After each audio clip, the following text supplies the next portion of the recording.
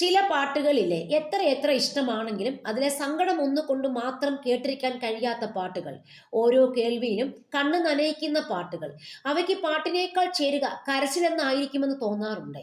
അതുപോലൊരു കരച്ചിൽ പാട്ടാണ് ആകാശദൂതിലെ രാപ്പാടി കേഴുന്നുവോ എന്ന് തുടങ്ങുന്ന ഗാനം. അക്കാലത്തെ കേരളത്തിലെ തിയേറ്ററുകളിൽ ഹിറ്റായിരുന്നു ആ സിനിമയിലെ ചിത്രം. 365 ദിവസത്തോളം തിയേറ്ററിൽ ഹൗസ്ഫുള്ളായി ഓടിയ ആ ചിത്രം എത്രയായിരം പേരെയാണ് കണ്ണുനീരിൽ ആഴ്ത്തിയിരിക്കുക എന്ന് ഞാൻ വെറുതെ ഓർമ്മിക്കാറുണ്ട്.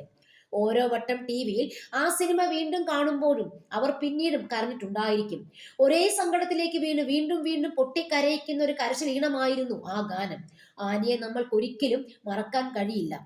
മരണം വന്ന് വാതിലിൽ മുട്ടി വിളിക്കുമ്പോഴും അരിമക്കുഞ്ഞുങ്ങളെ നെഞ്ചോട് ചേർക്കുന്ന ആ അമ്മക്കരച്ചിൽ നമ്മുടെ കാതിൽ നിന്ന് ഒരിക്കലും മായുകയില്ല. മരണം ഉറപ്പാക്കിയ ഒരു അമ്മയ്ക്ക് മക്കളുടെ ജീവിതം സുരക്ഷിതമാക്കണമെന്നേ ഉണ്ടായിരുന്നുള്ളൂ. അതുവരെ അമ്മയുടെ സ്നേഹത്തണലിൽ കഴിഞ്ഞവരെ പല വീടുകളിലേക്ക്, അപരിചിതരായ പലരുടെ കുടുംബങ്ങളിലേക്ക് ദത്ത് നൽകാനുള്ള ആ തീരുമാനം എത്ര ഹൃദയം നുറുങ്ങിയായിരിക്കും ആനി എടുത്തിട്ടുണ്ടാവുക. കരച്ചിൽ ഒഴിയാത്തൊരു സങ്കട വീട്ടിലായിരുന്നു ആനിയുടെയും മക്കളുടെയും ജീവിതം. ആ കുഞ്ഞു മക്കളുടെ പേരുകൾ പോലും ഇന്ന് പല അമ്മമാർക്കും മനഃപ്പാഠമായിരിക്കും. മീനു, റോണി, ടോണി, മോനു. ഇളം പൈതലായിരുന്ന മോനുവിനോടായിരിക്കണം നമ്മുടെ വാത്സല്യം കൂടുതൽ. അതുകൊണ്ടായിരിക്കാം അമ്മച്ചൂടിൽ നിന്നും അവനെ അടർത്തിയെടുക്കുന്നത് കാണാൻ നിൽക്കാതെ നമ്മളിൽ പലരും ആ നേരം ടി വിയിൽ നിന്ന് മുഖം തിരിച്ചത്.